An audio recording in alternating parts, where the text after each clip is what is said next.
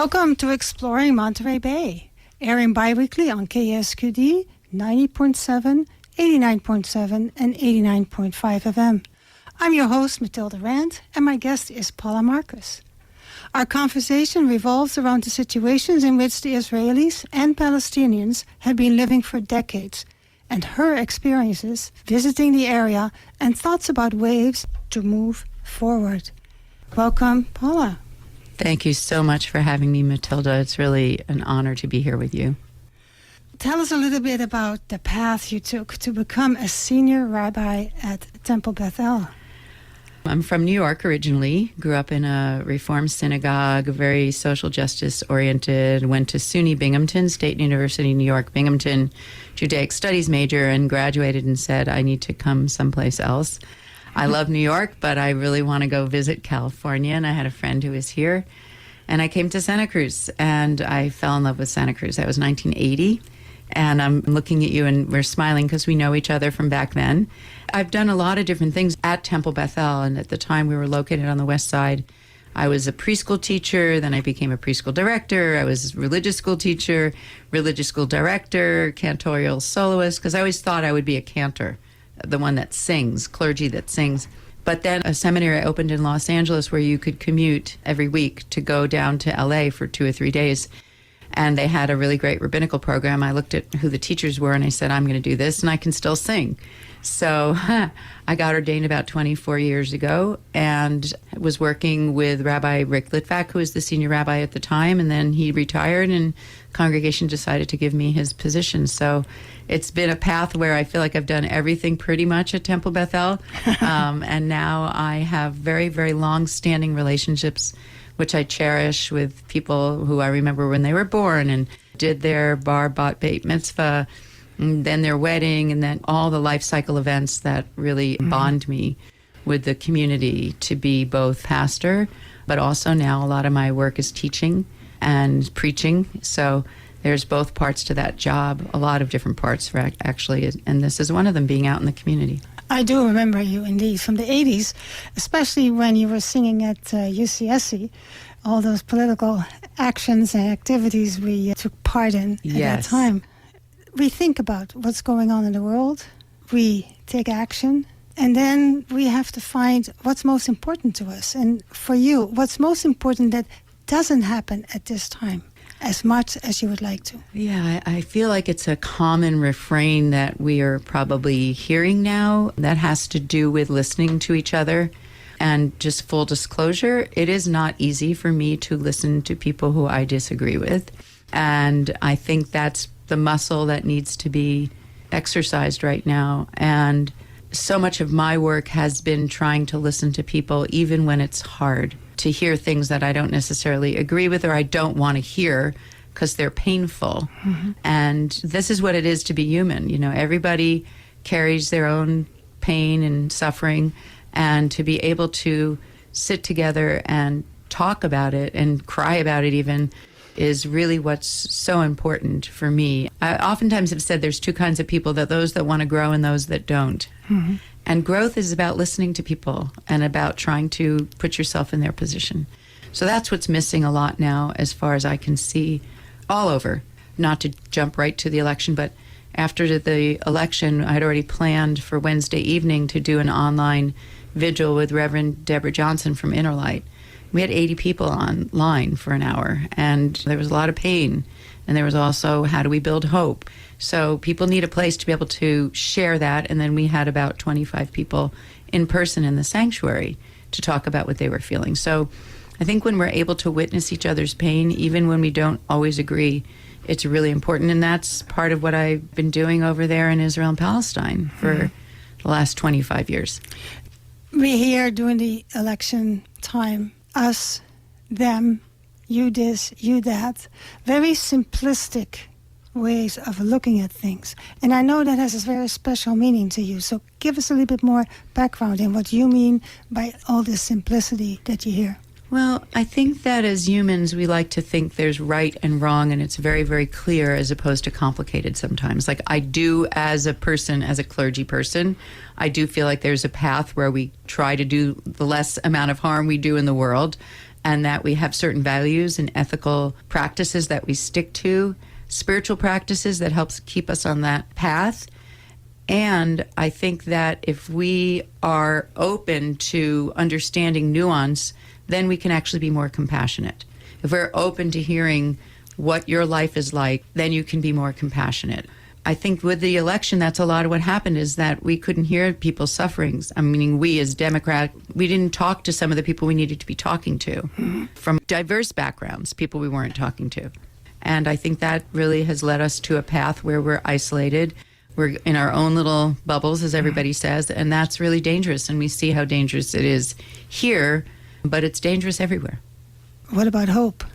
And what about giving? Right. So those are key spiritual values that transcend all the different traditions as far as I'm concerned. One of my teachers, and we'll get into talking about him, Maozi Non, he says he's Israeli. Both of his parents were killed on October 7th. And he says, hope is something you build. Hope is a verb. It's not a noun. It's not something that is magic and it just comes to you. You have to build hope. You can't just sit back and expect that it's going to come to you. It's a really important part of the picture right now. I understand people are tired. Like, I'm tired. We're tired. Like, there's people who are really tired. We can't afford to give up hope because there are many people who we care about and who we should care about who are living in fear, who need our hope. There are people who need more things than I need. Like, I have a place of privilege. I live in California. I'm a white woman. I get it. And I need to kind of hold this space to try and help the people who maybe are feeling broke down. You've been in Israel many times to listen and learn, as you say, and to participate in ways to move beyond violence and chaotic situations. When and why did you start doing that? I'm going to go back a little bit. I grew up in a time in a Reform synagogue where Zionism wasn't a thing. People didn't talk about it. It was not a thing. And it wasn't until the Yom Kippur War in 1973 that we were sitting in the sanctuary and the rabbi came out and said Israel was just attacked. And everybody freaked out. And then Reform movement, which is a progressive movement in Judaism, not traditional orthodoxy or conservative. And that was the beginning of that focus. But I grew up in a home with a grandmother who was very much a Zionist. She's from Hungary. Her family was pretty much killed during the Shoah, the Holocaust. And she was president of her Jewish women's group, Zionist group, Hadassah, and she took me to all the meetings, and we had a little blue box to raise money for planting trees in Israel. Little did I know that some of those trees were planted on Palestinian lands that were confiscated, but that's what I'm trying to say. I grew up without any nuance. All I heard was Israel is a land without a people for a people without a land, which is a refrain that is being used now to understand that. We had no idea. We were not taught there were Palestinians there. We knew there were Jews there. We knew there were some Jews who'd been there for generations, but I never knew anything about Palestinians growing up. That wasn't part of my conversation. So as a junior in college, I went and I was on a kibbutz for a year. I did an academic year program through the Reform movement, but right below us was an Arab village. And so we had these interactions with some of the workers there. People at that time, that was like 1978, 79. It was actually, though, when Menachem Begin and Sadat made the deal over Egypt. I was there during that time when it seemed like things might change. And I didn't know how bad it was. I didn't know what was going on in the West Bank. I didn't know. My husband did. When I met my husband years later, he had been there in 1967 when the first settlers came to the West Bank and they didn't have to leave. And he wrote in his journal, which we found about 5 years ago, this is not going to be good for anybody. This was the beginning of the occupation. Wow. So I didn't know about it being there in my own little Israel Jewish student bubble. It wasn't until 25 years ago when I went to Israel and Palestine with Rabbis for Human Rights. I went to the West Bank. I saw the separation barrier. I talked to peace activists, Israelis and Palestinians. I went and helped harvest olives. I went and helped replant vineyards that had been burned down, uprooted by settlers. That's when I started to understand, oh, there is a whole drama going on here that I've not been taught anything about. So that was my awakening, to start to understand and to go to places like There was a place called Wiam where they did nonviolence trainings for people in the West Bank, in Bethlehem, to go to places like Wahat al-Salam, Neve Shalom, where they have an equal number of Palestinians and Israeli Jews living there, and they have a school there. And to find these places where people were doing the work, they are still going. They didn't. Tent of Nations, also this beautiful area that was Palestinian land that settlers have been trying to encroach upon. So I had an awakening, and I met activists on the ground who were doing peace work, and that changed everything for me. And my decision then was, okay, I've got to bring interfaith groups to Israel and Palestine to see what's happening with everybody's own eyes, because you can read about it, but once you see it, you can't unsee what's happening. And then there's poor Israelis. There are immigrants from Africa, from Middle Eastern countries that don't have the same kind of resources as some of the other Israelis have. And there's a diversity there in Israel that people don't know about. People think, oh, all Israelis are white. Well, guess what? They're not. So that's what I'm saying. There's a simplistic narrative that is much more complicated and means you have to dive in and follow the people and understand the people who are living there and not think that you know what to do. Let's go to the beginning of this year. We all struggled with October 7th and everything else that happened after that really shocked most of us. So early this year, there was a city council meeting with a resolution about Gaza. Tell me what happened. Well, can I start and talk a little bit first about October 7th and what Absolutely. happened after October 7th? So I don't usually watch news on the Sabbath, Friday night to Saturday night. During this past year, so I've been actually going online with a congregation 6:30 in the morning, and the rabbis in New York, and they came out and they said what had happened on October 7th. So I got off Zoom and I went in person a few hours later to be together in community. So the first part was just shocking. We were absolutely floored. And we were scared about what Israel would do, given that we knew Bibi was, as the prime minister, what his agenda has been for a long time. So there was a lot of panic and trauma, really trying to kind of understand what Israel's intentions were and where Israel was going, and trying for me to communicate with people there and say, what's going on? What is happening here? Help me understand. The city council proposition was brought after many conversations happened, including conversations that I had and another rabbi had with two city council members saying, yes, we can sign on to this, stop the war, this has to end, and we condemn what Hamas did on October 7th. That's not acceptable. And sadly, that was not included in the resolution. What it stirred up for me, too, on a personal level was there were some of my political allies who I did not hear from to say, I'm so sorry about what happened October 7th. Now, I will tell you, I'm going to say this on the radio, Faris Sabah, 2 days after it happened, texted me, how are you doing? Superintendent of schools. He's got Palestinian family. He's a mensch. That's what we say in Yiddish, right? Yes. Like, that meant the world to me, the absolute world to me. We were still reeling, in a sense, and I needed to get there and see what was happening and talk to my people who are activists on the ground to say, what do you need from us? Like, for us to assume, for the folks that were bringing the resolution, that this was going to make one shred of difference to what was happening on the ground versus the divisiveness that it caused in our community, the equation was simple to me. You don't do this, wait and see what they're asking us for. The activists, you mean the Palestinian Yeah, activists? Palestinians and Israelis in Israel. I want to know what my friend Aziz Abu Sara says.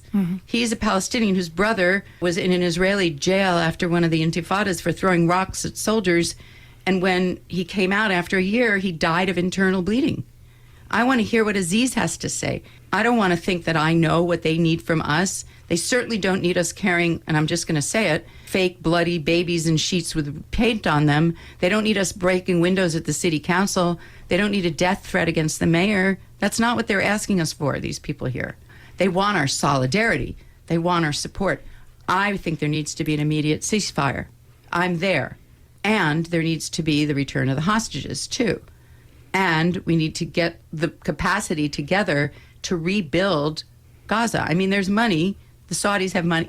I follow people who know better than I do what the plans could be. There's a journalist, Gershon Baskin, I follow him, and I see what he says almost every day. While you think about what else you want to share with us, I want to let people know that they're listening to K-Squid, 89.5, 89.7, and 90.7 FM, or online, ksqd.org. Continue, because I bet you there's a lot more. There's so much more. I mean, we made reference to it before, but I've been involved in nonviolent civil disobedience protests. I haven't done it lately. It's not out of the question anymore. It could happen again. But we did a lot of organizing and training. We did a lot of building capacity, whether it was around the Diablo Canyon nuclear plant or Vandenberg Air Force Base or whatever. We did a lot of organizing. And frankly, that's what we need now. We need more organizing as opposed to just going out in the streets. We have to be able to be accountable to each other. We had affinity groups where people were holding each other accountable. It's a very different kind of action. Not to say that protests aren't good. Protests are great, but they don't build connection. They don't build capacity. And that's, I think, also what some of the groups in Israel and Palestine have been saying, is that you need to organize. The community organizing we do in this county with COPA, Communities Organizing for Relational Power and Action, that's how I've started to understand what I might need to do for undocumented people now, because they're speaking their truth. I'm not going to decide for them what they want or what they need. I need to hear them and hear what they have to say. This is what we need from you. It's the same principle in terms of political organizing. So what you learn, you put in practice. Well, the first time I went in March, there is a travel organization called Mejdi, and it's the two people who started it, Aziz Abu Sara, Palestinian, who lives now in this country, but born in the West Bank and grew up in East Jerusalem much of his life, and Scott Cooper, who's an American Jewish guy, and they started this educational travel agency. It's not just tourism, it's learning. I've used them twice for trips that I've co-led, and then the first trip they did since October 7th in March, I said, I'm going, because I trust them. They're going to take me to meet the right people, and I trust their judgment. And that's when I started to see some of the things that were happening there, and that's when I decided, okay, I want to elevate what they're doing and what they need from us. Right. And Aziz, after October 7th, when Maoz's parents were killed, and he's also in the travel industry, so they kind of knew each other, Aziz texted Maoz 2 days after he found out Maoz's parents were killed. And Maoz texted back, I'm crying for my family and for the children in Gaza. And that's how the two of them started working together. They've met with the Pope. They spoke at the TEDx conference in Vancouver. They were the first conversation that happened with hundreds and hundreds of thousands of people there. So I introduced them to Doug Abrams, who wrote the Book of Joy and the Book of Hope. And he has another writer, and they're going to be doing a book about the journey that we just took in September with videographers documenting all the conversations that we had. And we started right at the location where Maoz's parents were murdered on October 7th. So that was the first stop. You can just imagine, we went to the location of where their remains are buried, and there were olive trees planted there, and met with a woman whose daughter, son-in-law, and grandchildren were all murdered. Like, that's how we started the trip. This was probably the 10th time I've been to Israel, because I've been many times. But we started right at the border. You could see Gaza. Within the first half hour getting out of the car, you could hear the missiles. That's where you are. You're down in what they call the Gaza envelope. And the irony, most of the people who were killed, like Maoz's parents, were peace workers. They were the ones driving people back and forth from Gaza to hospitals in Israel. And that was the irony, like Vivian Silver, whose son now is speaking everywhere he can about what his mother stood for. Wow. What happened to the article you wrote for Lookout? Let's go back to March. So I went in March. It was actually an interfaith group. Aziz was leading with Israeli tour guides. We went into Bethlehem. We went a couple of different places in the West Bank. We spent time in East Jerusalem. We spent time in Tel Aviv. So I came back after that trip, and I wrote a piece for Lookout for Community Voices, basically, that said, let's stop screaming at each other and let's work with the people who need our help. I lifted up their stories, Maoz and Aziz. It wasn't a long piece. It was an opinion piece. And Lookout, of course, posted it on Instagram, which they post a lot of. I mean, I follow Lookout. And I really, really respect the people who work there. I just want you to know Jody Beal, Ken Doctor, they're amazing people. Wallace Bain, they're just incredible. And they didn't know it was going to happen. So they post this piece that I wrote on Instagram, and people are, she's got blood on her hands, Jews will be held responsible, get the Zionists out of Santa Cruz, like all these assumptions, like they had to take it down.